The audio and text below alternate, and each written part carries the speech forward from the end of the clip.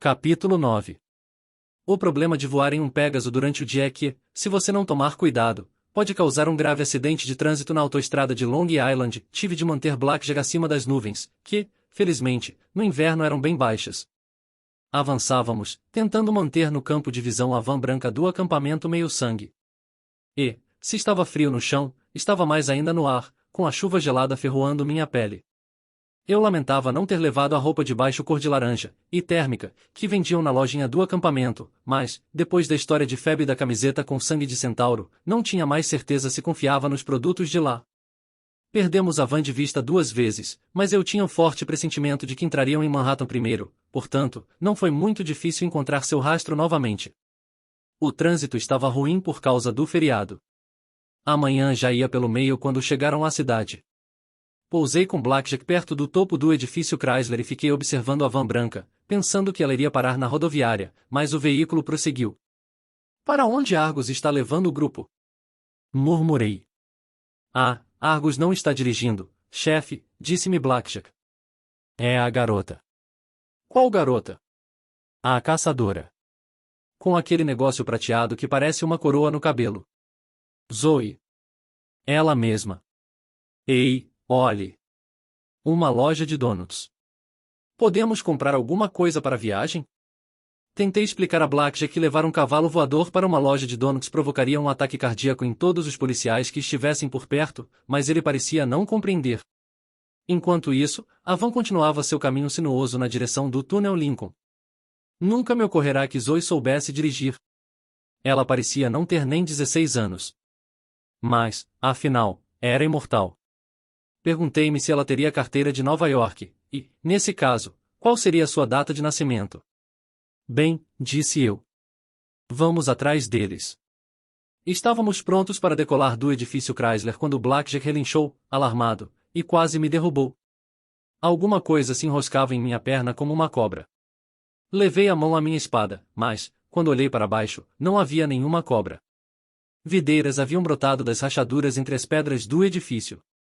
Elas estavam se enrolando nas pernas de Blackjack, golpeando meus tornozelos, de maneira que não pudéssemos nos mover. Estão indo a algum lugar? Perguntou o Sr. D. Ele estava encostado ao edifício, com os pés levitando, o agasalho esportivo de estampa de leopardo e os cabelos negros sendo açoitados pelo vento. Alerta dos deuses, gritou Blackjack. É o cara do vinho. O Sr. D suspirou exasperado. A próxima pessoa, o cavalo, que me chamar de cara do vinho vai acabar numa garrafa de Merlot. Sr. D, eu tentava manter a voz calma enquanto as videiras continuavam a envolver minhas pernas. O que o senhor quer? Ah, o que eu quero? Você pensou talvez que o imortal e todo-poderoso diretor do acampamento não perceberia sua saída sem permissão? Bem, talvez. Eu devia tirá-lo de cima deste edifício, sem o cavalo alado, e ver o quanto heróico você se mostra no trajeto até lá embaixo. Cerrei os punhos. Eu sabia que devia manter a boca fechada, mas o Sr. D estava prestes a me matar ou me arrastar de volta para o acampamento, coberto de vergonha, e eu não podia suportar nenhuma das duas possibilidades. Por que o senhor me odeia tanto? O que foi que eu lhe fiz? Chamas púrpuras cintilaram em seus olhos. Você é um herói, garoto. Não preciso de nenhuma outra razão. Eu tenho de ir nessa busca. Tenho de ajudar meus amigos. Isso é algo que o senhor não compreende. Chefe, disse Blackjack, nervoso. Preso assim nessas videiras, a 300 metros do chão, talvez fosse melhor você ser gentil. As videiras continuavam a se enroscar, me apertando ainda mais. Lá embaixo, a van branca ia se afastando. Logo estaria fora do campo de visão. Eu já lhe contei sobre Ariadne? Perguntou o Sr. D, uma princesa linda e jovem de Creta. Ela também gostava de ajudar os amigos. Na verdade, ajudou um jovem herói chamado Teseu, também filho de Poseidon. Ela lhe deu um novelo de fio mágico que permitiu que ele encontrasse o caminho para sair do labirinto. E sabe como Teseu a recompensou? A resposta que eu queria dar era não estou nem aí. Mas não achava que isso fosse fazer o senhor determinar a história mais rápido. Eles se casaram, respondi. Felizes para sempre. O fim. O Sr. D me dirigiu uma expressão de escárnio. Não exatamente. Teseu disse que se casaria com ela. Ele a levou para bordo do seu navio e velejou em direção a Atenas. No meio do caminho, numa ilhota chamada Naxos, qual é a palavra que vocês mortais usam hoje? Ele a dispensou. Eu a encontrei lá, você sabe. Sozinha. Inconsolável. Chorando até não poder mais. Ela abrirá mão de tudo, havia deixado tudo o que conhecia para trás, para ajudar um galante jovem herói, que a jogou fora como se ela fosse um chinelo arrebentado. Isso é errado, disse eu. Mas aconteceu há milhares de anos. O que isso tem a ver comigo? O Sr. D me olhou com frieza. Eu me apaixonei por Ariadne, garoto. Curei seu coração partido. E, quando ela morreu, fiz dela minha esposa imortal no Olimpo. Ela está à minha espera neste exato momento. E voltarei para ela quando tiver terminado esse infernal século de punição em seu acampamento ridículo. Eu o fitei. O senhor é casado? Mas pensei que tivesse se metido numa enrascada por perseguir uma ninfa do bosque. A questão é que vocês heróis nunca mudam. Vocês acusam nós, os deuses, de sermos fúteis. Deviam olhar para si mesmos. Vocês fazem o que querem, usam quem precisam usar, e então traem todos à sua volta. Assim, queira me desculpar se não tenho o menor amor pelos heróis. Eles são um bando de egoístas e ingratos. Pergunte a Ariadne. Ou a Medeia. E pode perguntar também a Zoe doce amarga. O que quer dizer com pode perguntar a Zoe? Ele agitou a mão com indiferença. Vá.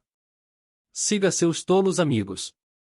As videiras se desenroscaram de minhas pernas. Pisquei, incrédulo. O senhor está me deixando partir? Simples assim? A profecia diz que pelo menos 2 de vocês vão morrer. Talvez eu tenha sorte e você seja um deles. Mas, preste atenção às minhas palavras, filho de Poseidon, quer você viva ou morra, não vai provar que é melhor do que os outros heróis. Com isso, Dioniso estalou os dedos. Sua imagem dobrou-se como um folder. Ouviu-se um pop e ele se foi, deixando um leve aroma de uvas que foi rapidamente levado pelo vento. Essa foi por pouco, disse Blackjack. Concordei, embora eu talvez ficasse menos preocupado se o senhor D tivesse me arrastado de volta para o acampamento. O fato de ele ter me deixado ir significava que acreditava de verdade que tínhamos uma boa chance de fracassar totalmente naquela busca. Venha, Blackjack, disse eu, tentando parecer alegre. Vou comprar alguns donuts para você em New Jersey. Acabou que não comprei donuts para Blackjack em New Jersey. Zoe seguia para o sul como uma louca, e já estávamos em Maryland antes que ela finalmente estacionasse numa parada, para descansar.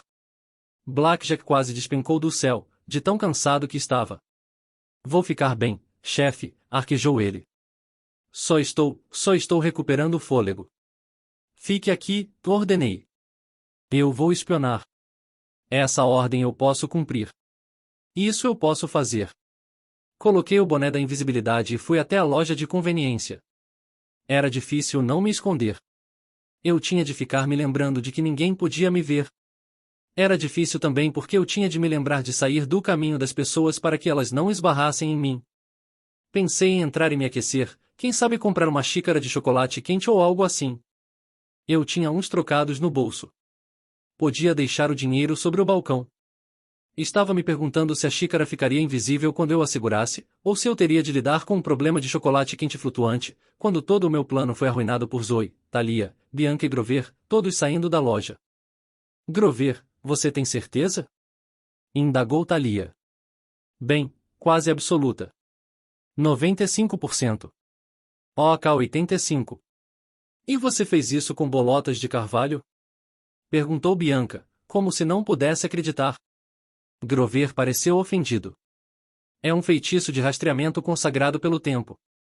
Ora, estou bastante seguro de que fiz tudo certo. Washington, D.C., fica a cerca de 100 quilômetros daqui, disse Bianca. Nico e eu, ela franziu a testa. Nós morávamos lá. Que estranho. Eu tinha esquecido. Não gosto disso, afirmou Zoe.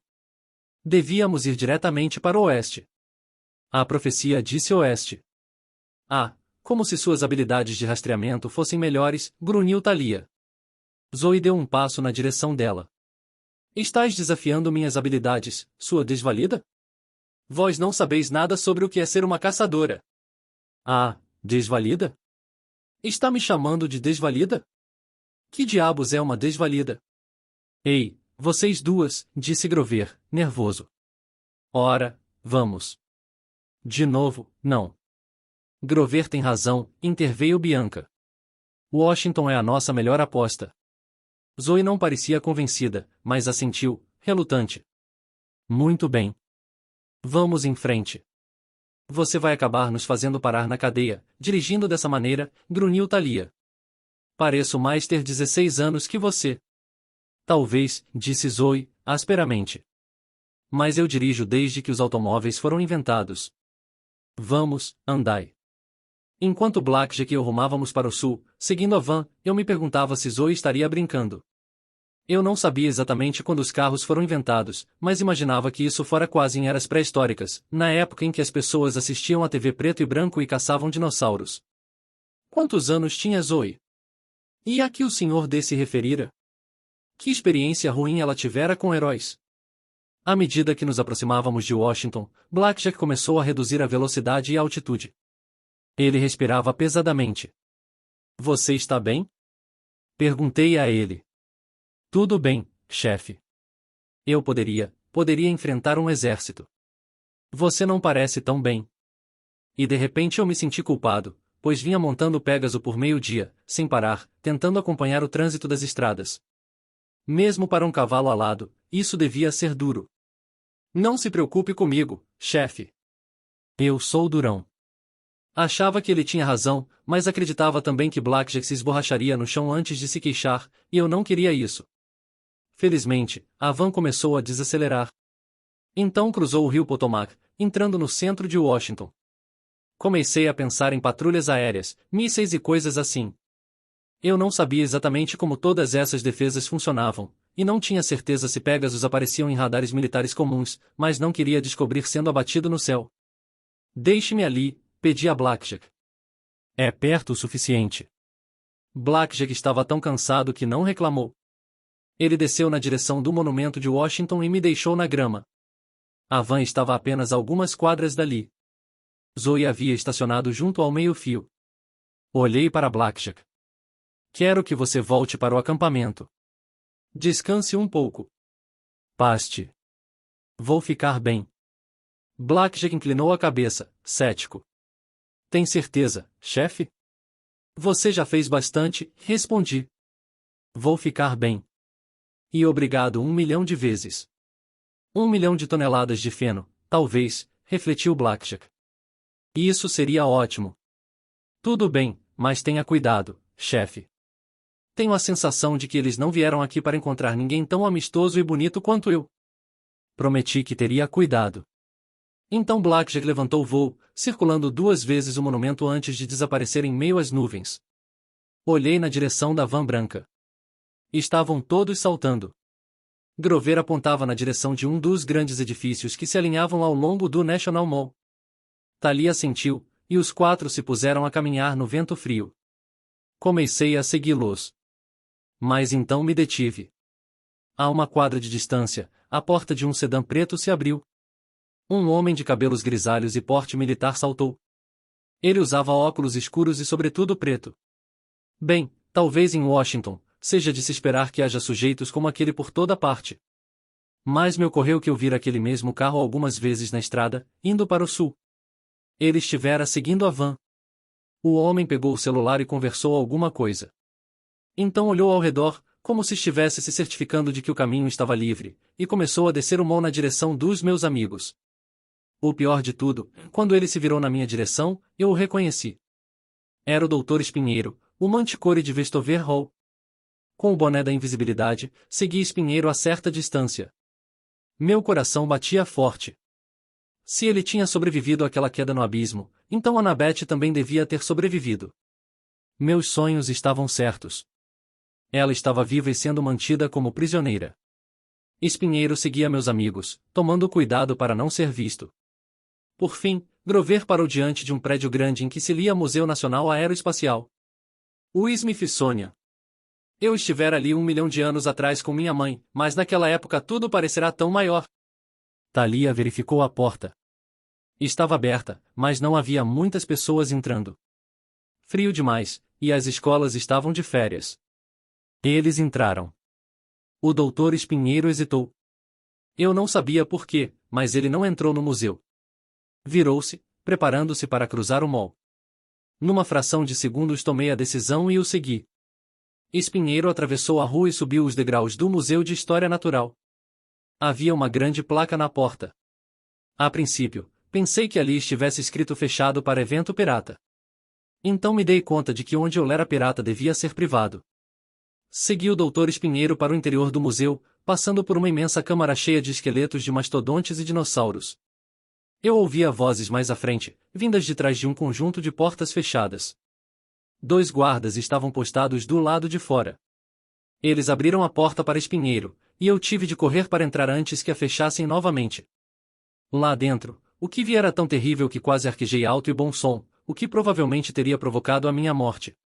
Eu estava em uma imensa sala redonda com um balcão que seguia em círculo no segundo nível.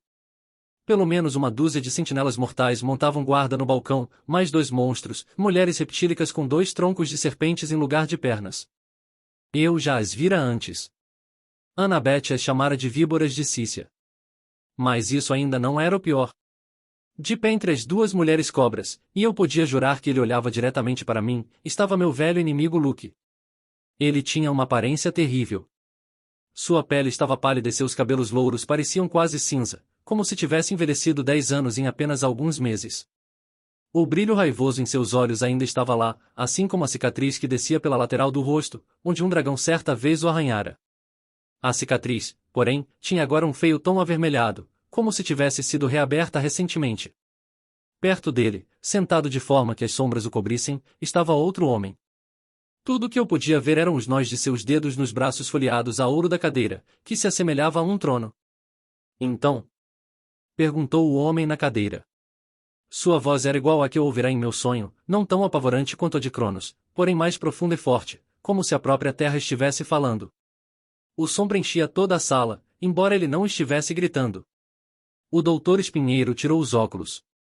Seus olhos de 2 cores, castanho e azul, brilhavam de excitação. Ele fez uma reverência rígida e então falou com seu estranho sotaque francês. Eles estão aqui, general. Sei disso, seu tolo, rugiu o homem. Mas onde? No Museu do Foguete. O Museu Aeroespacial, corrigiu Luke, irritado. O doutor Espinheiro fulminou Luke com os olhos. Como quiser, senhor. Tive a sensação de que Espinheiro preferiria empalar Luke com um de seus espinhos a chamá-lo de senhor. Quantos? Perguntou Luke. Espinheiro fingiu não ouvir. Quantos? Perguntou, impaciente, o general. 4, general, respondeu Espinheiro. O sátiro, Grover Underwood. E a garota com o cabelo preto arrepiado, roupas, como é que vocês dizem, punk, e o horrível escudo. Thalia, disse Luke. E 2 outras garotas, caçadoras. Uma usa um arco de prata na cabeça. Essa eu conheço, grunhiu o general. Todos na sala se mexeram, desconfortáveis.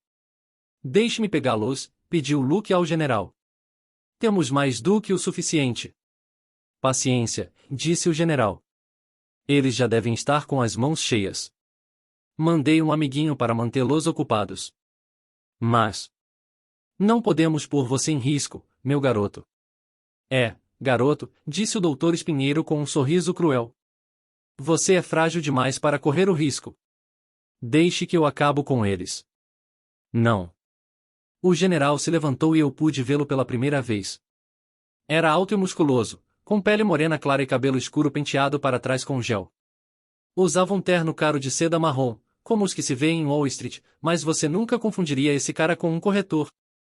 Ele tinha um rosto brutal, ombros imensos e mãos que poderiam quebrar um mastro ao meio. Seus olhos eram como pedra.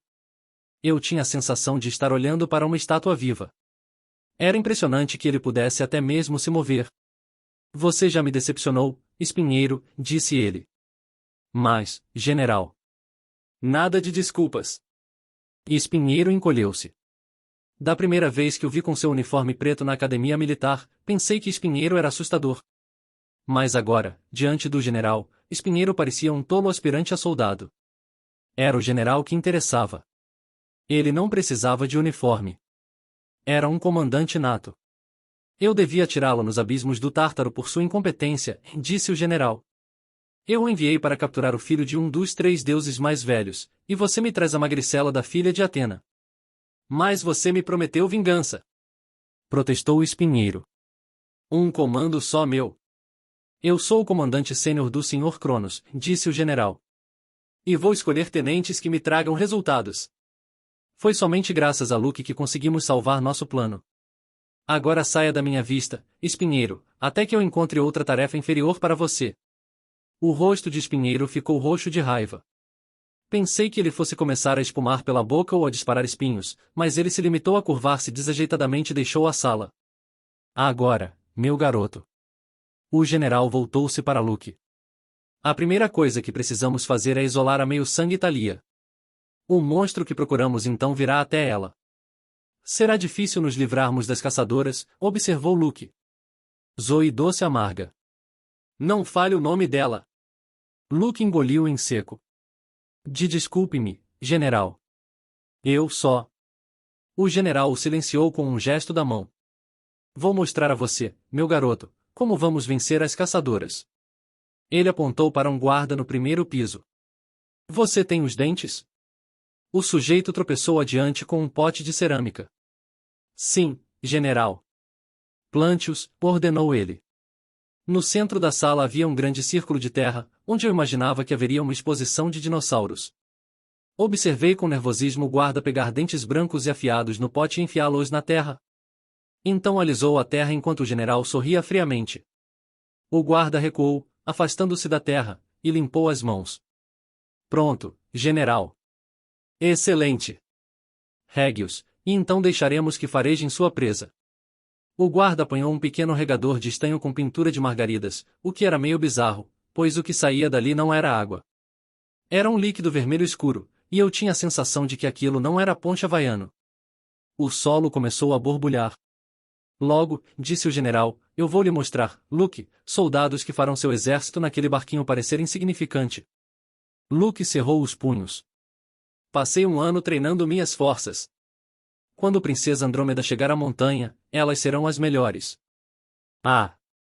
Disse o general. Eu não nego que suas tropas constituirão uma excelente guarda de honra para o Sr. Cronos.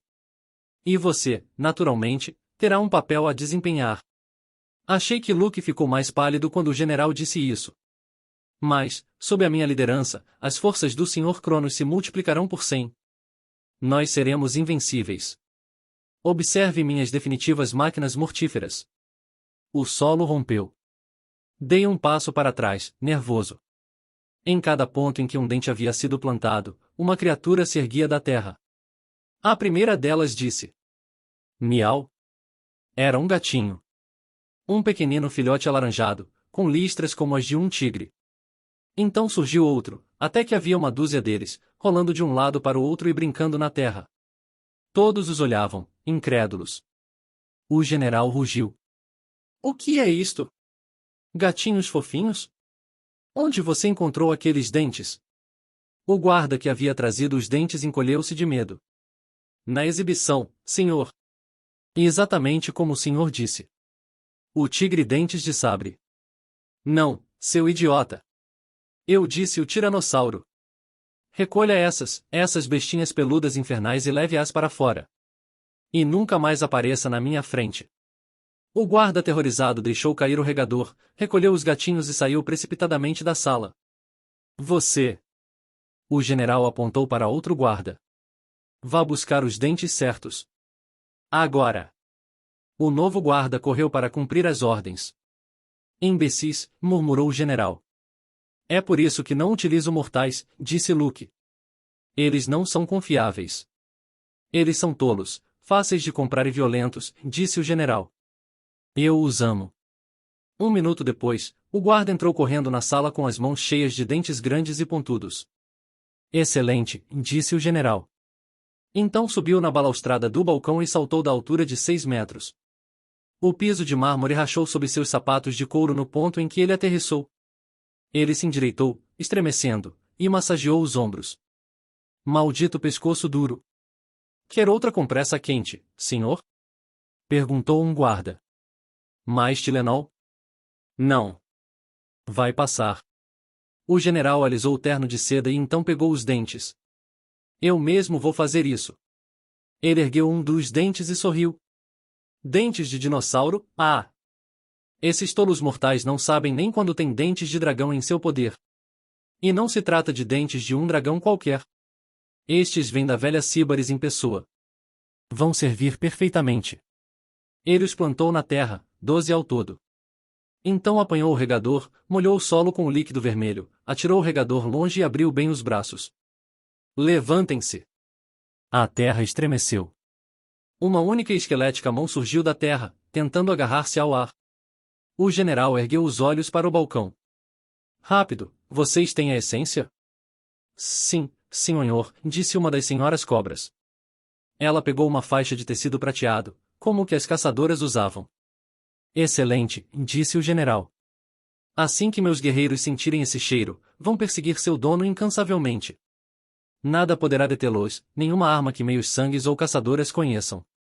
Eles vão estraçalhar as caçadoras e seus aliados. Jogue aqui! Quando ele disse isso, esqueletos surgiram da terra. Eram 12, um para cada dente que o general havia plantado. Não se pareciam em nada com os esqueletos do Halloween, ou do tipo que se pode ver em filmes de quinta categoria.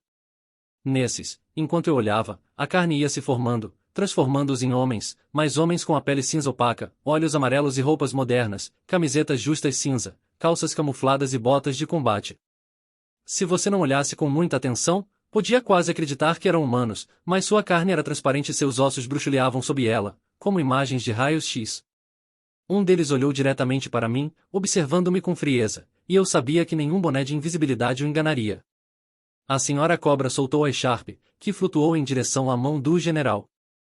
Assim que ele a desse aos guerreiros, eles caçariam Zoe e os outros até destruí-los. Eu não tinha tempo para pensar. Corri e pulei com toda a minha força, abrindo espaço entre os guerreiros e agarrando a echarpe no ar. O que foi isto? Berrou o general. Aterrissei aos pés de um guerreiro esqueleto, que sibilou. Um intruso, rosnou o general. Envolto no manto da escuridão. Cerrem as portas. É Percy Jackson. Gritou Luke. Só pode ser.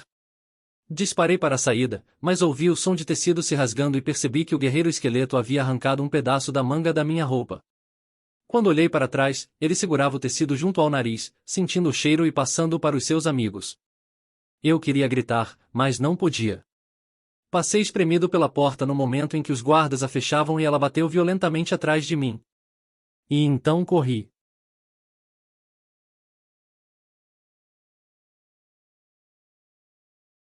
Capítulo 10.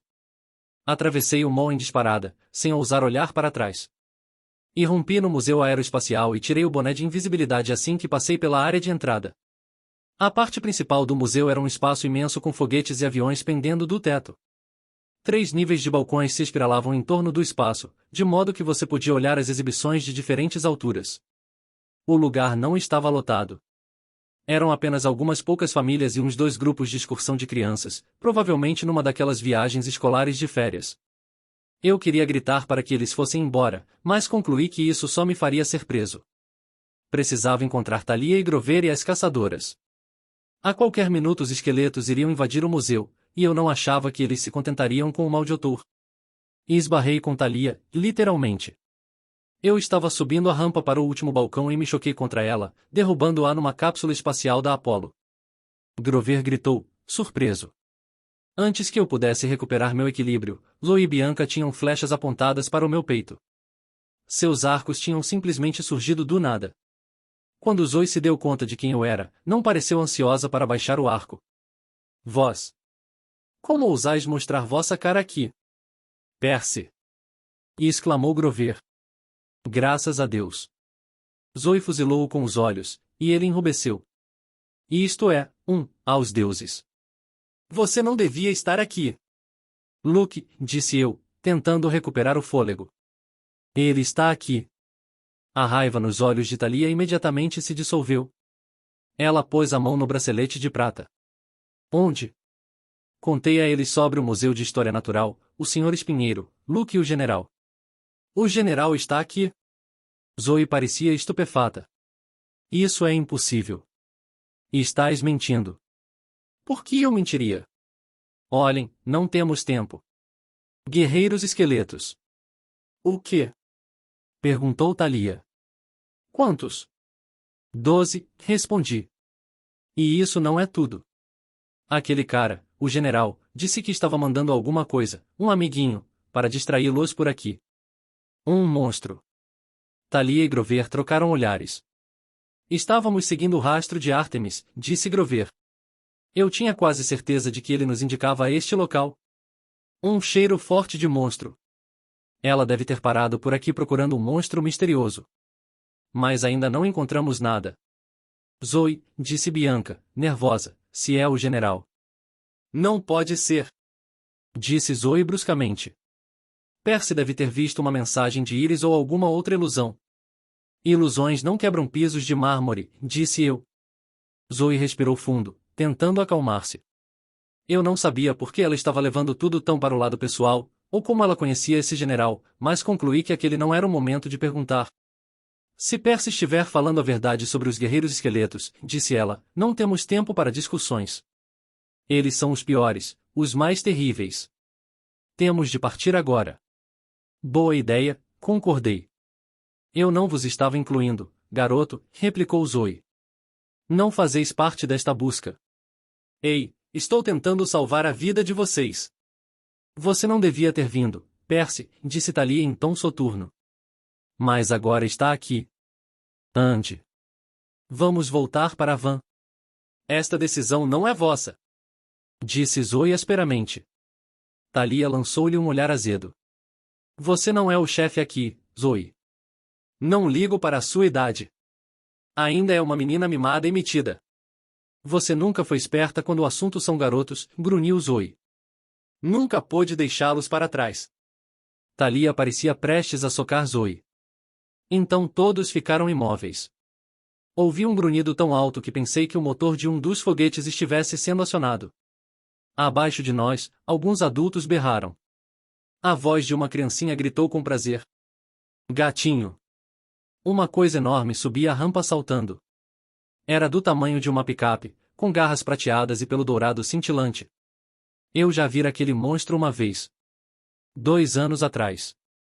Eu o avistara rapidamente de um trem. Agora, mais de perto, parecia ainda maior. O leão de Nemeia, disse Thalia. Não se mova. O leão rugiu tão alto que fez meu cabelo se repartir. Suas presas brilhavam como aço inoxidável. Separai-vos ao meu sinal, disse Zoe. Tentai mantê-lo distraído. Até quando? Perguntou Grover. Até eu pensar numa maneira de matá-lo. Ide. Eu destampei contra a corrente e rolei para a esquerda. Flechas passaram zunindo por mim, e Grover tocou um ritmo agudo em sua flauta de bambu. Eu me virei e vi Zoe e Bianca subindo na cápsula de Apolo. Elas atiravam, uma após a outra, flechas que se partiam, inofensivas, contra o pelo metálico do leão. O animal golpeou a cápsula e virou-a de lado, lançando as caçadoras para trás. Grover tocava uma melodia horrível e frenética, e o leão voltou-se na direção dele, mas Thalia intrometeu-se em seu caminho, erguendo as giz, e o leão recuou e rugiu. Eia! Disse Thalia. Para trás! O leão urrava e rasgava o ar com a garra, mas ao mesmo tempo recuava, como se o escudo fosse uma labareda. Por um segundo, pensei que Thalia o tivesse sob controle. Então vi que o leão se abaixava, os músculos de suas pernas se tensionando. Eu já vira um número suficiente de brigas de gatos nos becos próximos do meu apartamento em Nova York. Sabia que o leão ia saltar sobre ela. Ei! Gritei. Não sei o que eu estava pensando, mas avancei contra a fera. Eu só queria afastá-la de meus amigos. Ataquei com contracorrente, acertando um bom golpe no flanco, que devia ter transformado o monstro em picadinho, mas a lâmina apenas retiniu de encontro ao pelo, provocando uma explosão de fagulhas.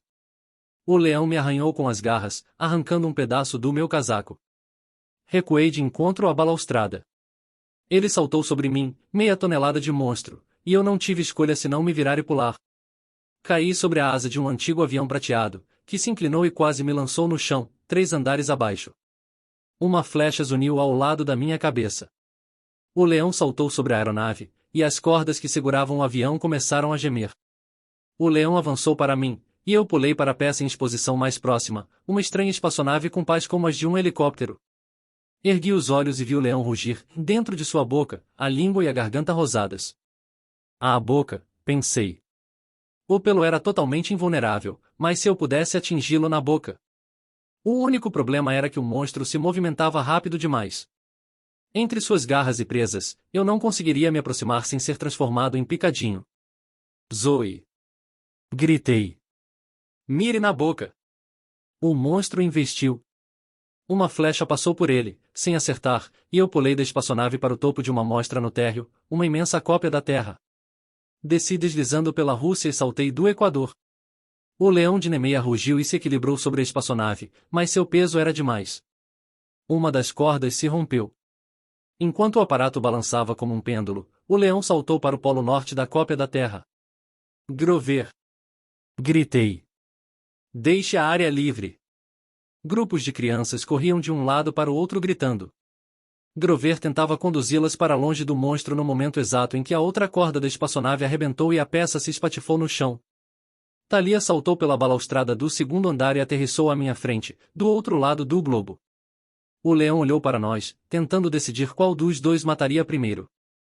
Zoe e Bianca estavam acima de nós, os arcos preparados, mas ficavam se deslocando de um ponto para o outro, tentando conseguir um bom ângulo. Não temos uma linha de tiro livre! Gritou Zoe. Faça ele abrir mais a boca! O leão rosnou do alto do globo. Olhei ao redor. Opções. Eu precisava. A lojinha de presentes. Veio-me uma vaga lembrança de minha viagem até ali quando era pequeno. Alguma coisa que fizera minha mãe comprar, e me arrependera. Se eles ainda vendessem aquele troço. Thalia, disse eu, mantenha ocupado. Ela assentiu implacavelmente. Eia! Ela apontou a lança e disparou um arco aracniano de eletricidade azul, acertando o leão na cauda. O leão rugiu, virou-se e saltou sobre ela. Thalia girou, desviando-se e erguendo as giz para manter o monstro à distância, e eu corri para a lojinha de presentes. Isso não é hora de comprar souvenirs, garoto! Gritou Zoe. Entrei em disparada na loja, derrubando fileiras de camisetas, pulando sobre mesas cheias de planetas que brilham no escuro. A vendedora não protestou. Estava ocupada demais se encolhendo atrás da caixa registradora. Lá estava. Na parede oposta, pacotes prateados e cintilantes. Prateleiras inteiras deles. Peguei todos os tipos que pude encontrar e saí correndo da loja com os braços cheios. Zoe e Bianca ainda estavam fazendo chover flechas sobre o monstro, mas sem resultado. O leão parecia saber que não deveria abrir muito a boca. Ele tentou atingir Thalia com as garras. Até os olhos ele mantinha estreitados, formando minúsculas fendas. Thalia espetou o monstro e recuou. O leão avançou sobre ela. Percy, chamou ela, o que quer que você vá fazer? O leão rugiu e acertou-lhe um golpe com a pata, como se ela fosse um brinquedinho de gato, atirando-a pelo ar contra a lateral de um foguete titã. A cabeça dela atingiu o metal e ela deslizou para o chão. Ei! Gritei para o leão. Eu estava longe demais para atacar, então arrisquei e lancei contra a corrente como se atirasse uma faca. Ela quicou no flanco do leão, mas foi o suficiente para chamar a atenção do monstro. Ele virou-se na minha direção e mostrou os dentes, rosnando. Só havia uma maneira de chegar perto o suficiente. Disparei contra ele e, quando o leão saltou para me interceptar, enfiei um pacote de comida espacial em sua boca, um pedaço de parfait de morango congelado, embrulhado em celofane. Os olhos do leão se arregalaram e ele engasgou como um gato com um bolo de pelos. Eu não podia culpá-lo. Lembrava-me de ter sentido a mesma coisa quando tentei comer comida espacial quando era garoto. O negócio era simplesmente abominável. Zoe, prepare-se! Gritei. Às minhas costas, podia ouvir as pessoas gritando. Grover tocava outra canção horrível em sua flauta. Fugi, às pressas, do leão. Ele conseguiu engolir o pacote de comida espacial e me olhava com puro ódio. Hora do lanche! Gritei. Ele cometeu o erro de rugir para mim, e eu lancei um sanduíche de sorvete em sua garganta. Felizmente, eu sempre fui um arremessador bastante bom, ainda que o beisebol não fosse o meu jogo. Antes que o leão se desengasgasse, disparei 2 outros sabores de sorvete e uma refeição congelada de espaguete. Os olhos do leão se esbugalharam. Ele arreganhou a boca e ergueu-se nas patas traseiras, tentando fugir de mim. Agora! Gritei. Imediatamente, as flechas perfuraram a boca do leão, 2, 4, 6. A fera debateu-se com violência, girou e caiu para trás. E então ficou imóvel. Os alarmes gemiam por todo o museu. As pessoas corriam em bando para as saídas. Seguranças corriam de um lado para o outro, em pânico, sem ter nenhuma ideia do que estava acontecendo. Grover ajoelhou-se ao lado de Thalia e a ajudou a levantar-se. Ela parecia bem, só um pouco tonta. Zoe e Bianca saltaram do balcão, caindo ao meu lado. Zoe me olhou com atenção. Essa foi uma estratégia interessante. Ei, funcionou. Ela não discutiu. O leão parecia estar se dissolvendo, da maneira como às vezes acontece com os monstros, até que nada mais havia a não ser seu reluzente casaco de pelos, e mesmo este parecia estar encolhendo ao tamanho da pele de um leão normal. Pegai-a, disse-me Zoe. Eu a olhei, surpreso. O quê? A pele do leão? Isso não é, assim, uma violação dos direitos dos animais ou coisa parecida? É um espólio de guerra, ela me disse. É vossa, por direito. Você o matou, repliquei. Ela balançou a cabeça, quase sorrindo. Creio que o sanduíche de sorvete fez isso. Justiça é justiça, Percy Jackson. Pegai a pele. Eu a recolhi, e era surpreendentemente leve, macia e uniforme. Não parecia absolutamente algo que pudesse deter uma lâmina. Diante dos meus olhos, a pele se transformou em um casaco, um comprido guarda-pó marrom dourado. Não é exatamente o meu estilo, murmurei. Temos de dar o fora daqui, disse Grover. Os seguranças não vão ficar confusos por muito mais tempo. Percebi então como era estranho que os guardas não houvessem se apressado em nos prender. Eles corriam em todas as direções, exceto na nossa, como se estivessem procurando, enlouquecidos, alguma coisa. Alguns davam encontrões nas paredes ou uns nos outros. Você fez isso? Perguntei a Grover. Ele assentiu, parecendo um pouco constrangido. Uma pequena canção de confusão. De Belry Manilow. Funciona sempre. Mas só vai durar alguns segundos. Os seguranças não são nossa maior preocupação, disse Zoe. Olhai. Através das paredes de vidro do museu, eu podia ver um grupo de homens atravessando o gramado. Homens cinza em trajes de camuflagem cinza. Estavam longe demais para que víssemos seus olhos, mas eu podia sentir seus olhares voltados diretamente para mim. Vão, disse eu. Eles estão me caçando. Vou distraí-los. Não, disse Zoe. Nós vamos juntos. Eu a fitei, perplexo. Mas você disse. Agora vós fazeis parte desta busca, afirmou Zoe, de má vontade. Isso não me agrada, mas não há como mudar o destino. Vós sois o 5º membro. E não vamos deixar ninguém para trás.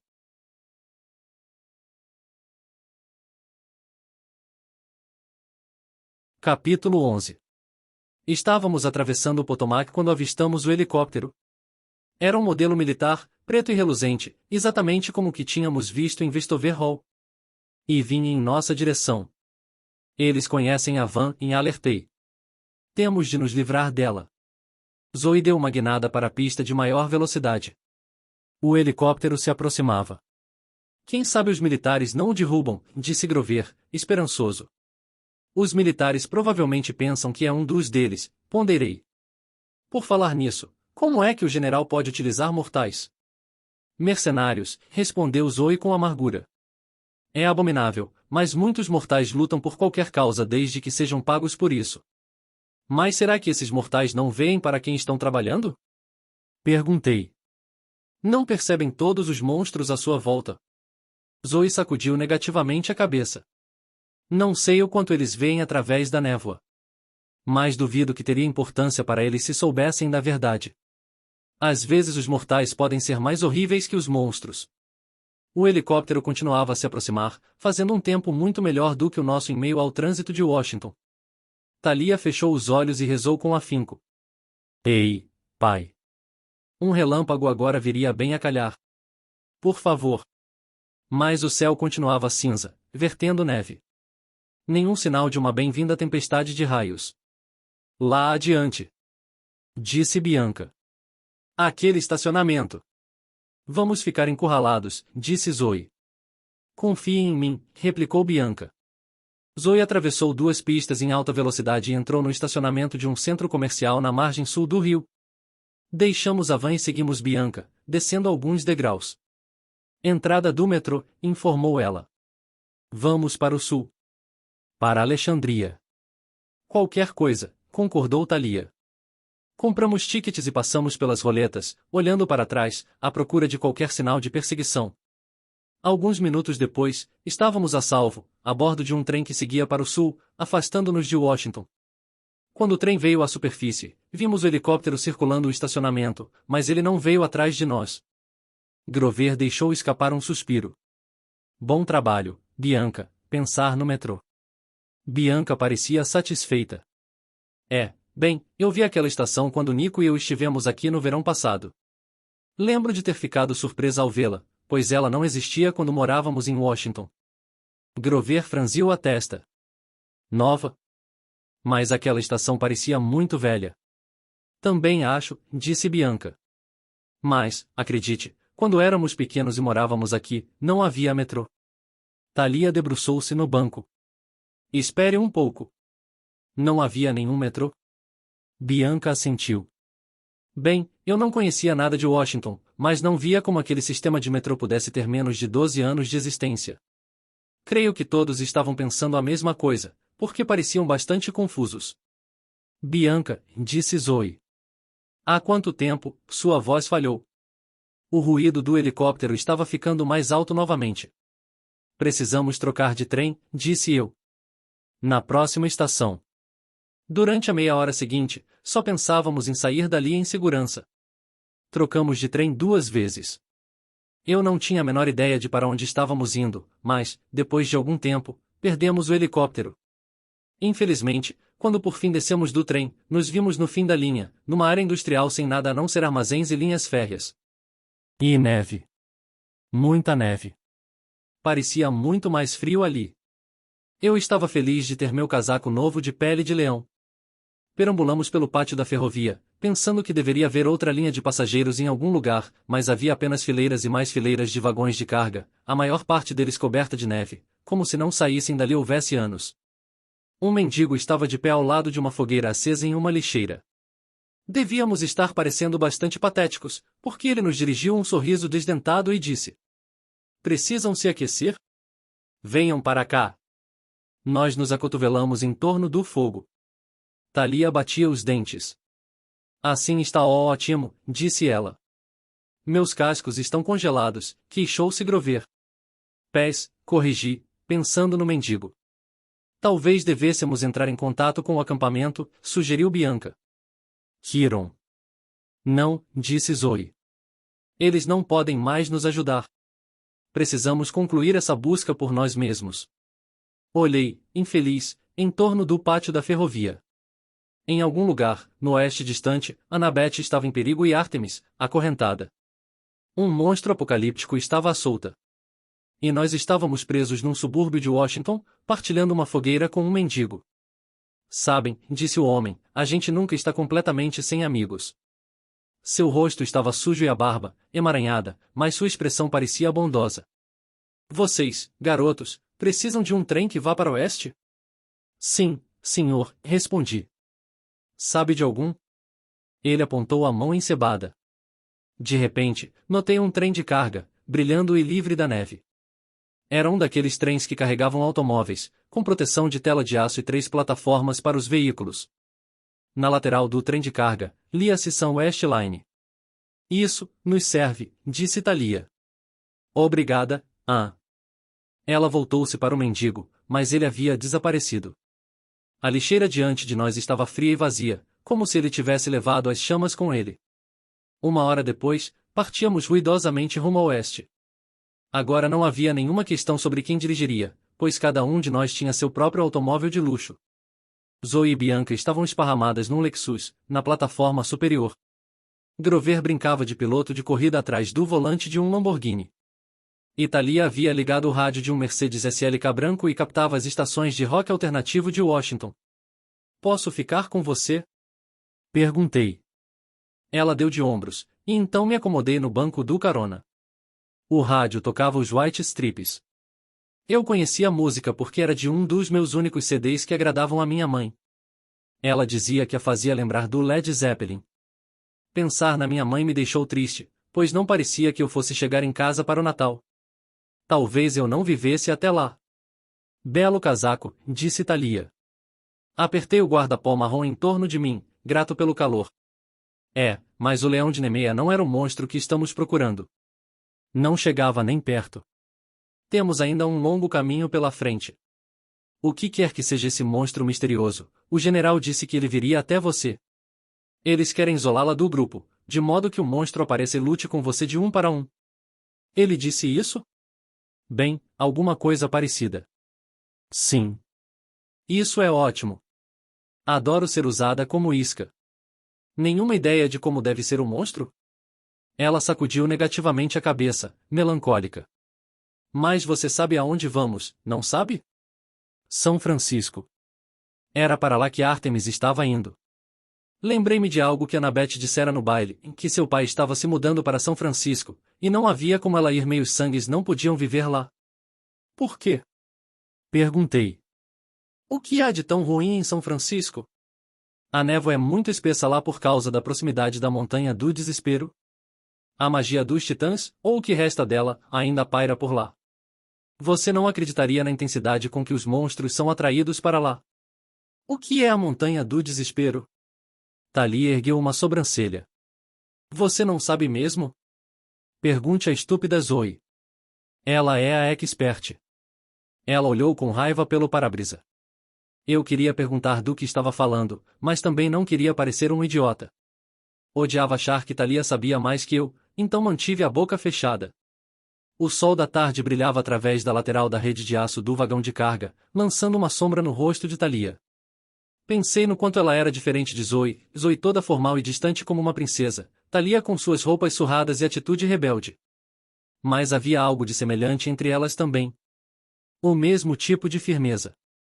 Nesse exato momento, sentada nas sombras com a expressão sombria, Thalia parecia muito com uma das caçadoras. Então, de repente, me ocorreu. É por isso que você não se dá bem com Zoe. Thalia franziu a testa. O quê? As caçadoras tentaram recrutar você e adivinhei. Seus olhos ficaram perigosamente brilhantes. Pensei que ela fosse me atirar para fora do Mercedes, mas ela se limitou a suspirar. Eu quase me juntei a elas, admitiu. Luke, Annabeth e eu as encontramos uma vez, e Zoe tentou me convencer. Ela quase conseguiu, mas... Os dedos de Thalia agarraram o volante. Eu teria de deixar Luke. Zoe e eu tivemos uma briga então. Ela me disse que eu estava sendo estúpida. Disse que eu me arrependeria de minha escolha. Que Luke um dia me decepcionaria. Observei o sol através da cortina de metal. Parecíamos estar seguindo a uma velocidade maior a cada segundo, as sombras bruxuleando como um velho projetor de filmes. É duro isso, falei. É duro admitir que Zoe estava certa. Ela não estava certa. Luke nunca me decepcionou. Nunca. Vamos ter de lutar contra ele, afirmei. Não tem como evitar. Thalia não respondeu. Faz tempo que você não o vê, adverti. Sei que é difícil acreditar, mas... farei o que tiver de fazer. Mesmo que isso signifique matá-lo? Faça-me um favor, disse ela. Saia do meu carro. Eu me sentia tão mal por ela que não discuti. Quando estava saindo, ela chamou. Percy. Quando olhei para trás, seus olhos estavam vermelhos, mas eu não sabia dizer se era de raiva ou de tristeza. Annabeth queria se juntar às caçadoras também. Talvez você devesse pensar no porquê. Antes que eu pudesse responder, ela ergueu os vidros elétricos e me deixou do lado de fora. Sentei-me no assento do motorista do Lamborghini de Grover, que estava dormindo no banco de trás. Ele havia finalmente desistido de tentar impressionar Zoe e Bianca com a música de sua flauta depois de tocar erva venenosa e fazer com que a planta brotasse do ar-condicionado do Lexus delas. Enquanto observava o sol se pôr, eu pensava em Annabeth. Tinha medo de dormir. Temia os sonhos que poderia ter. Ah, não tenha medo dos sonhos, disse uma voz bem ao meu lado. Olhei em sua direção. Por alguma razão, não fiquei surpreso de deparar com um mendigo do pátio da ferrovia sentado no banco do carona. Sua calça jeans de tão gasta era quase branca. O casaco estava rasgado, com o enchimento saindo. Ele parecia um ursinho de pelúcia atropelado por um caminhão. Se não fosse pelos sonhos, disse ele, eu não saberia metade do que sei sobre o futuro. Eles são melhores do que tabloides do Olimpo. Ele pigarreou e então ergueu a mão dramaticamente. Os sonhos são como um podcast. Fazendo download da verdade em meus ouvidos. Eles me dizem coisas muito legais. Apolo. Arrisquei, pois achei que ninguém mais poderia fazer um haikai assim tão ruim. Ele levou o dedo aos lábios. Estou disfarçado. Me chame de Fred. Um deus chamado Fred? Bem. Zeus insiste em certas regras. Ficar de fora, quando há uma busca humana. Mesmo quando algo de fato importante está errado. Mas ninguém se mete com minha irmãzinha. Ninguém. Então você pode nos ajudar? Psiu. Já estou ajudando. Você não está olhando lá para fora? O trem. A que velocidade estamos seguindo? Apolo deu uma risadinha. Velocidade suficiente. Infelizmente, o tempo está acabando para nós. Está quase na hora do pôr do sol. Mas imagino que vamos levá-lo pelo menos um bom pedaço América adentro. Mas onde está Ártemis? Seu rosto tornou-se sombrio. Eu sei muito e vejo muito. Mas isso nem eu sei. Ela está oculta de mim. Eu não gosto disso. E Annabeth? Ele franziu a testa. Ah, aquela garota que você perdeu? Eu não sei. Tentei não ficar com raiva. Sabia que os deuses tinham dificuldade em levar os mortais a sério, mesmo se tratando de meios sangues. Vivíamos vidas tão curtas, comparados aos deuses. E quanto ao monstro que Ártemis estava procurando? Perguntei. Você sabe do que se trata? Não, respondeu Apolo. Mas tem alguém que pode saber. Se vocês ainda não tiverem encontrado o monstro quando chegarem a São Francisco, procurem Nereu, o velho do mar. Ele tem uma ótima memória e um olho perspicaz. E tem o dom do conhecimento que às vezes se mantém obscuro ao meu oráculo. Mas é o seu oráculo, protestei. Você não pode nos dizer o que a profecia significa? Apolo suspirou. É o mesmo que pedir a um artista que explique a sua arte, ou a um poeta que explique a sua poesia. É contraproducente. O significado só se torna claro com a busca. Em outras palavras, você não sabe. Apolo consultou o relógio. Ah, olhe a hora. Preciso ir, duvido que possa correr o risco de ajudá-los novamente, Percy, mas lembre-se do que eu disse. Durma um pouco. E, quando você voltar, estarei esperando um bom haikai sobre sua jornada. Eu queria argumentar que não estava cansado e que nunca fizeram um haikai na vida, mas Apolo estalou os dedos, e quando vi já estava de olhos fechados. Em meu sonho, eu era outra pessoa. Vestia uma túnica grega antiga, que era um pouquinho fresca demais no andar de baixo, e sandálias de couro entrelaçado. A pele do leão de Nemeia estava presa às minhas costas como uma capa, e eu corria para algum lugar, puxado por uma garota que segurava com força minha mão. Depressa! Disse ela. Estava escuro demais para ver seu rosto com clareza, mas eu podia perceber o medo em sua voz. Ele vai nos encontrar! Era noite. 1 milhão de estrelas resplandeciam acima de nós. Corríamos por um gramado alto, e o aroma de milhares de flores diversas tornava o ar inebriante. Era um lindo jardim, e, no entanto, a garota me fazia atravessá-lo como se estivéssemos prestes a morrer. Eu não tenho medo, tentei lhe dizer. Mas deve-se ter. Disse ela, ainda me puxando.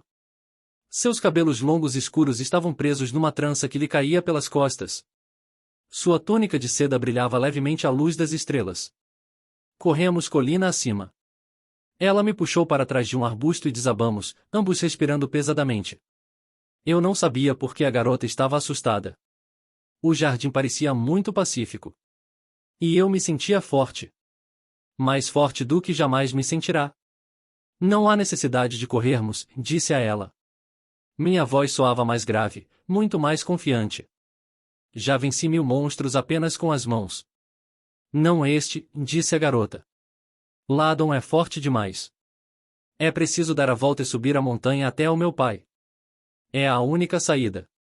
A dor em sua voz me surpreendeu. Ela estava preocupada de verdade, quase como se importasse comigo. Não confio no seu pai, declarei. Ele realmente não é confiável, concordou a garota. Faz-se mister enganá-lo. O prêmio não poderá ser pego diretamente. A morte reinará. Eu dei uma risadinha. Então por que não me ajuda, minha bela? Eu tenho medo. Ladon irá me deter. Minhas irmãs, se elas descobrissem, me repudiariam. Então não há outra atitude a tomar. Eu me ergui, esfregando as mãos. Um momento. Pediu a garota. Ela parecia estar se torturando com uma decisão a tomar. Então, com os dedos trêmulos, ergueu a mão e tirou um grampo longo e branco de seu cabelo. Se tem de haver luta, este objeto deve ir junto. Foi presente de minha mãe, Pleione. Ela era filha do oceano, e o poder do oceano está nele. Meu poder imortal. A garota soprou no grampo e ele fulgurou levemente, brilhando à luz das estrelas como madreperola. Ela me pediu que o pegasse e fizesse dele uma arma. Eu ri. Um grampo de cabelo? Como isso irá matar Ladon, minha bela? Talvez não mate, admitiu ela. Mas é tudo o que posso oferecer, diante de tão grande teimosia. A voz da garota acalmou meu coração. Estendi a mão e peguei o grampo de cabelo, e, quando fiz, ele se tornou maior e mais pesado em minha mão, até que me vi segurando uma familiar espada de bronze. Bem harmoniosa, disse eu. Embora, em geral, eu prefira usar apenas as mãos. Como devo chamar essa lâmina? Anaclusmos, disse a garota com tristeza. A corrente que pega a pessoa de surpresa e, antes que ela se dê conta, a leva para o mar. Antes que eu pudesse lhe agradecer, ouviu-se um som pesado na grama, um silvo como de ar escapando de um pneu, e a garota disse. Tarde demais. Ele está aqui. Sentei-me sobressaltado no assento do motorista do Lamborghini. Grover sacudia o meu braço. Percy, disse ele. É de manhã. O trem parou. Venha. Tentei me livrar da sonolência. Thalia, Zoe e Bianca já haviam subido a cortina de metal. Lá fora se viam montanhas cobertas de neve pontilhadas de pinheiros, o sol erguendo-se vermelho entre dois picos. Peguei minha caneta no bolso e olhei para ela. Anaclusmos, o nome em grego antigo de contracorrente. A forma era diferente, mas eu tinha certeza de que era a mesma lâmina que eu vira no sonho. E tinha certeza de outra coisa também. A garota que eu tinha visto era Zoe Doce Amarga.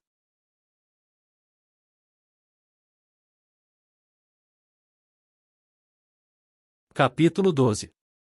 Havíamos chegado às cercanias de uma pequena estação de esqui aninhada nas montanhas. A placa dizia Bem-vindos a Cloudcroft, Novo México. O ar era frio e rarefeito. Nos telhados das cabanas, a neve se acumulava, e montes de neve suja se erguiam em ambos os lados das ruas. Pinheiros altos avultavam-se acima do vale, lançando sombras cor de piche, embora a manhã fosse de sol. Mesmo com meu casaco de pele de leão, eu estava congelando no momento em que chegamos a Main Street, que ficava a cerca de meia hora da linha férrea. Enquanto caminhávamos, contei a Grover sobre minha conversa com Apollo na noite anterior, e que ele me disse que procurássemos Nereu em São Francisco. Grover pareceu inquieto. Isso é bom, eu acho. Mas primeiro temos de chegar lá. Tentei não ficar muito desanimado em relação às nossas chances. Não queria deixar Grover em pânico, mas sabia que tínhamos outro prazo formidável assomando, afora salvar Ártemis a tempo de ela participar do Conselho de Deuses. O general dissera que Annabeth só seria mantida viva até o solstício de inverno, na sexta-feira, apenas 4 dias à frente. E ele mencionara algo sobre um sacrifício. Eu não gostava nada disso. Paramos no meio da cidade. Dava praticamente para ver tudo dali, em uma escola, algumas lojas e cafés para turistas, alguns chalés de esqui e um armazém. Ótimo, disse Thalia, olhando à volta. Nada de rodoviária. Nada de táxi. Nada de aluguel de automóveis. Nenhuma saída. Tem um café. Exclamou Grover. Sim, disse Zoe. Café é bom. E pãezinhos, completou Grover, sonhador. E papel encerado. Thalia suspirou. Ok. Que tal vocês dois irem comprar comida para nós? Percy, Bianca e eu vamos dar uma olhada no armazém. Talvez possam nos dar informações. Combinamos de nos encontrar na frente do armazém em 15 minutos. Bianca parecia um pouco constrangida em ir conosco, mas foi. Dentro do armazém, descobrimos algumas coisas importantes sobre Cloudcroft e não havia neve suficiente para esquiar. O armazém vendia ratos de borracha por $1 cada um, e não havia maneira fácil de entrar ou sair da cidade a menos que se tivesse um carro. Vocês podem mandar vir um táxi de Alamogordo, que fica na base das montanhas, disse o balconista, descrente. No entanto, o carro levaria pelo menos 1 hora para chegar aqui, e isso iria custar várias centenas de dólares. O balconista parecia tão solitário que comprei um ratinho de borracha. Então saímos e ficamos parados na varanda de entrada. Maravilhoso, resmungou Thalia. Vou andar pela rua e ver se alguém nas outras lojas tem alguma sugestão. Mas o balconista disse. Eu sei, interrompeu-me ela. Mas vou verificar, de qualquer forma. Eu a deixei ir, sabia como era ficar agitado. Todos nós, os meios-sangues, tínhamos problemas de déficit de atenção por causa de nossos reflexos inatos do campo de batalha. Não podíamos suportar esperar simplesmente. Além disso, eu tinha a sensação de que Thalia ainda estava aborrecida com nossa conversa na noite anterior, sobre Luke. Bianca e eu ficamos juntos, ambos constrangidos. Bem, eu nunca me sentia à vontade conversando sozinho com uma garota e nunca havia ficado sozinho com Bianca. Não sabia o que dizer, principalmente agora que ela era uma caçadora e tudo mais. Belo rato, disse ela por fim. Eu o pousei no parapeito da varanda. Talvez ele atraísse mais negócios para a loja. Então, como está sendo ser uma caçadora até agora? Perguntei. Ela comprimiu os lábios. Você não está mais zangado comigo por me juntar a elas, está? Não. Contanto, você sabe, que esteja feliz. Não sei se feliz é a palavra certa, com a senhora Artemis desaparecida. Mas ser caçadora com certeza é legal. De alguma forma, eu me sinto mais calma. Tudo parece ter desacelerado à minha volta. Acho que deve ser a imortalidade. Eu a observei, tentando ver a diferença. Ela parecia, sim, mais autoconfiante do que antes, mais em paz. Não escondia mais o rosto debaixo de um gorro verde. Mantinha o cabelo preso atrás e me olhava diretamente nos olhos quando falava. Com um tremor, me dei conta de que daqui a 500 ou 1000 anos, Bianca D'Angelo teria exatamente a mesma aparência de hoje. Talvez tivesse uma conversa como essa com algum outro meio-sangue muito depois da minha morte, mas Bianca ainda pareceria ter 12 anos. Nico não entendeu minha decisão, murmurou Bianca. E me olhou como se quisesse uma confirmação de que estava tudo bem. Ele vai ficar bem, disse eu. Várias crianças pequenas são recebidas no acampamento meio-sangue. Foi o que aconteceu com Annabeth. Bianca assentiu. Espero que a encontremos. Annabeth tem sorte de ter um amigo como você. Grande vantagem isso foi para ela. Não se culpe, Percy. Você arriscou sua vida para salvar meu irmão e a mim. Ora, aquilo foi coragem para valer. Se eu não tivesse conhecido você, não teria confiado em deixar Nico no acampamento. Achei que, se lá havia pessoas como você, Nico ficaria bem. Você é um cara legal. O elogio me pegou de surpresa. Mesmo eu tendo derrubado você na captura da bandeira? Ela riu. Oca, exceto por aquilo, você é um cara legal. A uns 200 metros de nós, Grover e Zoe saíram do café carregados de sacolas de pães e bebidas. Eu, de certo modo, queria que eles ainda não viessem. Era estranho, mas me dei conta de que gostava de conversar com Bianca. Ela não era tão ruim assim. Pelo menos era bem mais fácil ficar na companhia dela do que na de Zoe doce amarga. E qual é a sua história e a de Nico? Perguntei. Em que escola vocês estudaram antes de Vestover? Ela franziu a testa. Acho que era um internato em Washington. Parece que faz tanto tempo. Vocês nunca viveram com seus pais? Isto é, seus pais mortais?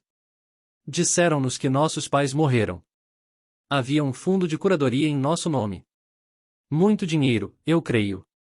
Um advogado vinha de vez em quando ver se estava tudo bem conosco. Então Nico e eu tivemos de deixar aquela escola. Por quê? As sobrancelhas dela se juntaram. Tivemos de ir a algum lugar. Lembro-me de que era importante. Fizemos uma viagem longa. E ficamos num hotel por algumas semanas. E então, eu não sei. Um dia, um advogado diferente veio nos buscar. Disse que era hora de sairmos. Seguimos de carro com ele de volta ao leste, atravessando Washington, D.C., até chegarmos ao Maine. E começamos a estudar em Vestover. Era uma história estranha. Mas, afinal, Bianca e Nico eram meios-sangues. Nada seria normal para eles. Então você criou o Nico sozinho a maior parte de sua vida? Perguntei. Só vocês dois? Ela assentiu. Foi por isso que eu quis tanto me juntar às caçadoras. Bem, eu sei que é egoísta, mas eu queria minha própria vida e meus próprios amigos. Eu amo Nico, não me entenda mal. Mas precisava descobrir como seria não ser a irmã mais velha 24 horas por dia. Pensei no último verão, em como eu me sentiria ao descobrir que tinha um ciclope como irmão. Eu podia entender o que Bianca estava dizendo. Zoe parece confiar em você, disse eu. Sobre o que vocês estavam falando, algum perigo sobre a busca? Quando? Ontem de manhã no pavilhão, disse eu, antes que conseguisse me deter. Algo sobre o general. O rosto dela tornou-se sombrio. Como você? O boné de invisibilidade. Você estava espionando? Não. Quer dizer, não exatamente. Eu só. Fui salvo de tentar explicar quando Zoe e Grover chegaram com as bebidas e a comida. Chocolate quente para Bianca e para mim. Café para eles. Peguei um muffin de blueberry, e estava tão bom que eu quase pude ignorar o olhar ultrajado que Bianca me lançava. Devemos fazer o feitiço do rastreamento, disse Zoe. Grover, vós ainda tendes alguma bolota de carvalho? Murmurou Grover. Ele mastigava um muffin de farelo de trigo, com embalagem e tudo. Creio que sim. Só preciso. Ele parou. Eu estava prestes a perguntar o que havia de errado, quando uma brisa cálida passou por nós, como se uma rajada de primavera estivesse perdida em pleno inverno. Ar fresco temperado com flores silvestres e brilho do sol. E algo mais, quase uma voz, tentando dizer alguma coisa. Um aviso. Zoe arquejou. Grover, vosso copo. Grover deixou cair o copo de café estampado com fotos de pássaros. De repente, os pássaros se soltaram do copo e voaram, um bando de minúsculos pombos. Meu ratinho de borracha guinchou. E fugiu, precipitado, do parapeito, correndo para as árvores, pelo de verdade, bigodes de verdade. Grover desabou perto de seu café, que fumegava no encontro com a neve. Nós nos reunimos em torno dele e tentamos acordá-lo. Ele gemeu, os olhos tremulando. Ei! Disse Thalia, vindo correndo da rua. Eu acabo. O que aconteceu com Grover? Não sei, respondi. Ele desmaiou. Gemeu Grover. Bem, levantem-no. Disse Thalia. Ela estava com a lança na mão. Olhava para trás, como se estivesse sendo seguida. Temos de sair daqui. Chegamos ao limite da cidade antes que os dois primeiros guerreiros esqueletos aparecessem. Eles saíram das árvores de ambos os lados da estrada. Em vez da camuflagem cinza, agora usavam o uniforme azul da Polícia Estadual do Novo México, mas tinham a mesma pele cinza transparente e os mesmos olhos amarelos. Eles sacaram as armas. Admito que costumava pensar que seria legal aprender a disparar uma arma, mas mudei de ideia assim que os guerreiros esqueletos apontaram as deles para mim. Thalia tocou em seu bracelete. A Aegis ganhou vida numa espiral em seu braço, mas os guerreiros nem piscaram. Seus olhos amarelos reluzentes cravaram-se em mim. Puxei contra a corrente, embora eu não soubesse para que ela serviria diante de armas de fogo. Zoe e Bianca puxaram seus arcos, mas Bianca estava tendo problemas, pois Grover continuava a apagar e apoiar-se nela. Recuem, disse Thalia. Foi o que começamos a fazer, mas nesse momento ouvi um barulho de galhos. Dois outros esqueletos apareceram na estrada atrás de nós. Estávamos cercados. Imaginei onde estariam os outros esqueletos. Eu vira uma dúzia deles no Smithsonian. Então um dos guerreiros levou um telefone celular à boca e falou. Só que não estava falando. Ele emitia estalidos, retinindo, como dente no osso. De repente, compreendi o que estava acontecendo. Os esqueletos haviam se dividido para nos procurar. Esses estavam chamando seus irmãos. Logo estaríamos ocupados com todo o grupo. Está próximo, gemeu Grover. Está aqui, disse eu. Não, insistiu ele. O presente. O presente da natureza. Eu não sabia do que ele estava falando, mas estava preocupado com o estado dele. Grover não se encontrava em condições de andar, muito menos de lutar. Teremos de enfrentá-los num esquema 1 por 1, disse Thalia. Eles são 4. Nós somos 4. Talvez, dessa forma, ignorem Grover. De acordo, disse Zoe. A natureza.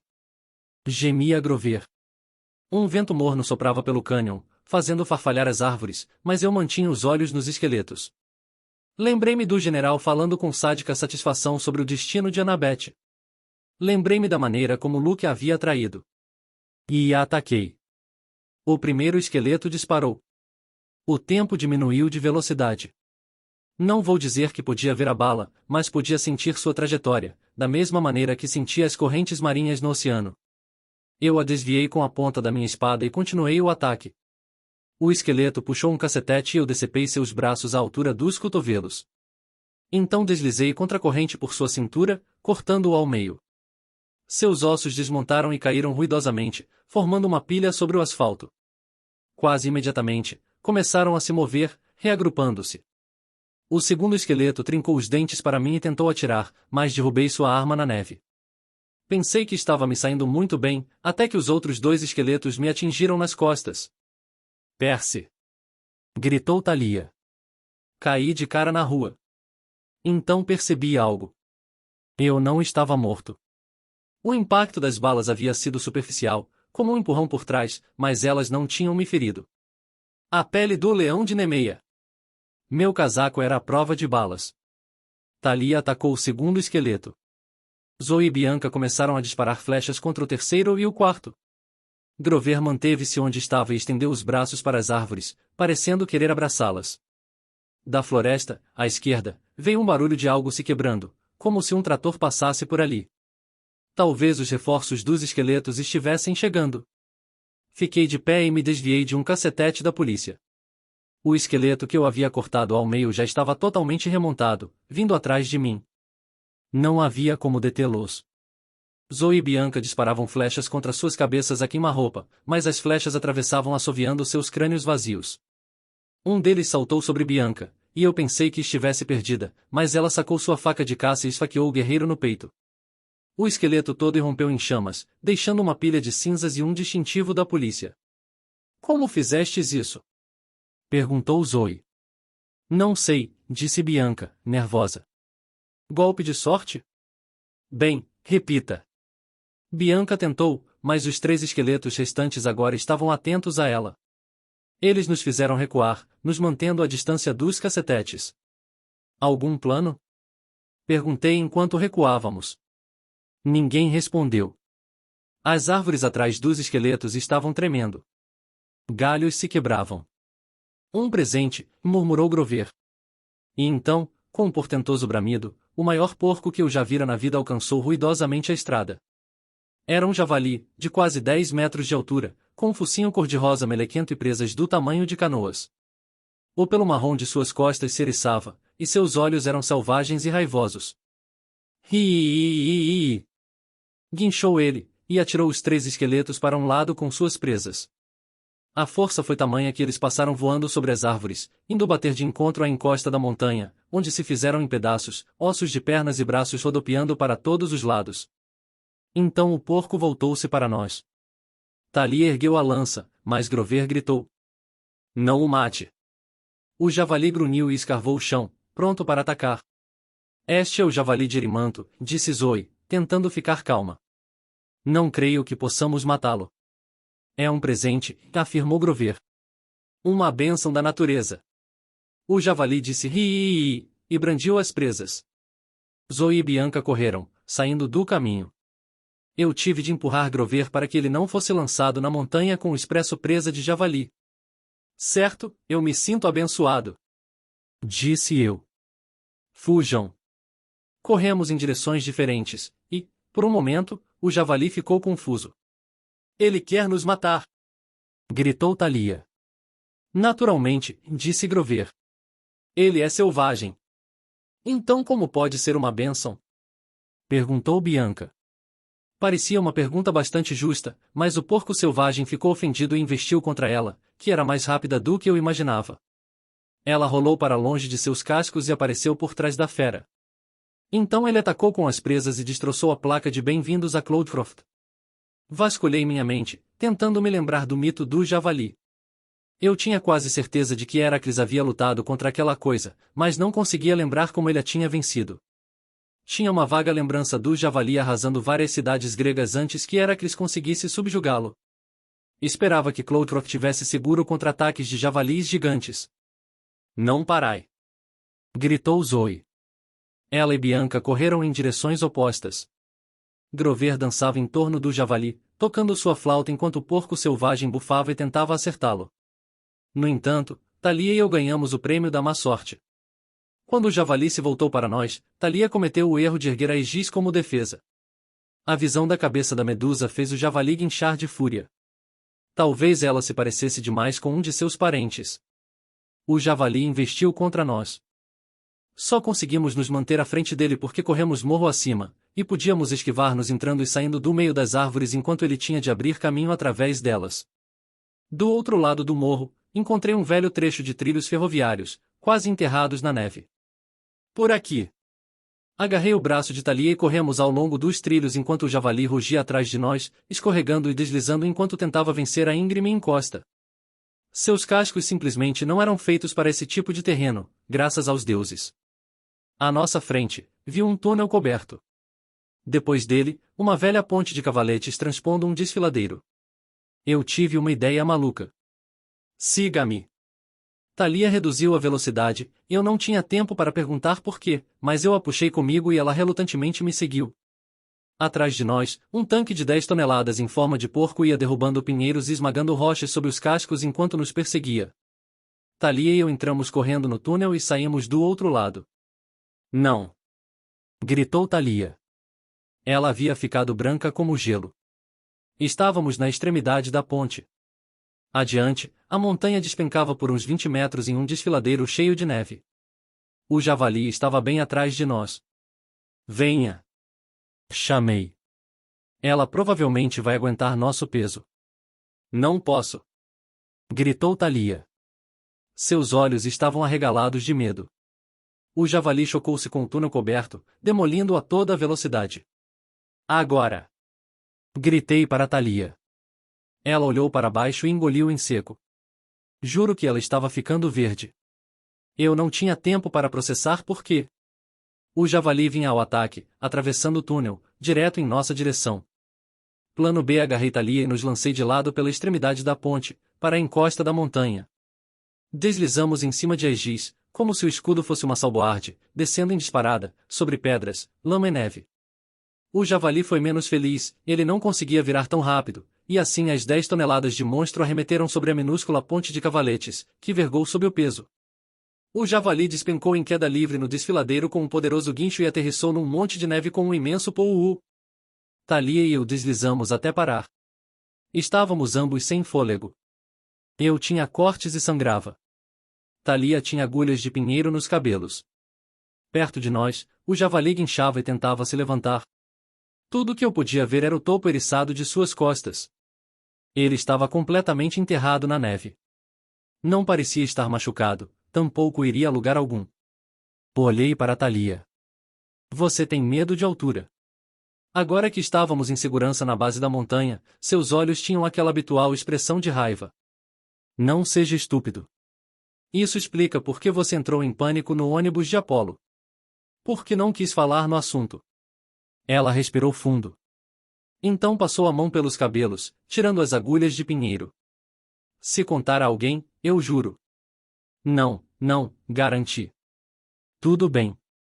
É só que, a filha de Zeus, o Senhor dos Céus, ter medo de altura? Ela estava prestes a me lançar na neve quando, acima de nós, a voz de Grover chamou. Alô?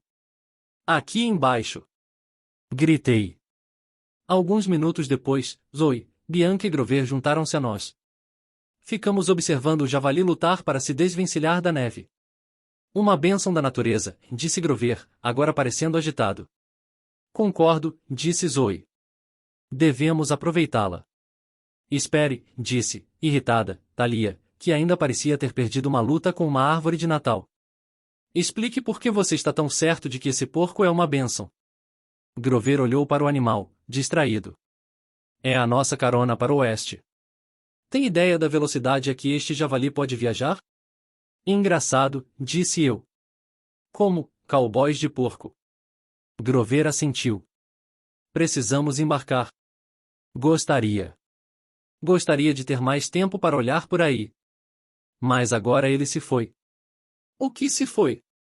Grover não parecia ter me ouvido. Andou até o javali e saltou em suas costas. O animal já começava a avançar através do monte de neve. Assim que se libertasse, não haveria mais como detê-lo. Grover pegou sua flauta, tocou uma melodia animada e jogou uma maçã na frente do javali. A maçã começou a flutuar, rodopiando, bem diante do nariz do javali, e este ficou louco, esticando-se todo para tentar pegá-la. Direção automática, murmurou Thalia. Sensacional. Ela foi até ele e saltou para trás de Grover, o que ainda deixava bastante espaço para o restante de nós. Zoe e Bianca caminharam na direção do javali. Espere um segundo, disse eu. Vocês duas sabem do que Grover está falando, dessa bênção da natureza? Naturalmente, respondeu Zoe. Vós não a sentistes no vento? Foi tão forte. Eu nunca pensei que fosse sentir aquela presença outra vez. Que presença? Ela me olhou como se eu fosse um idiota. O Senhor da Natureza, é claro. Por um momento único, com a chegada do javali, eu senti a presença de Pan.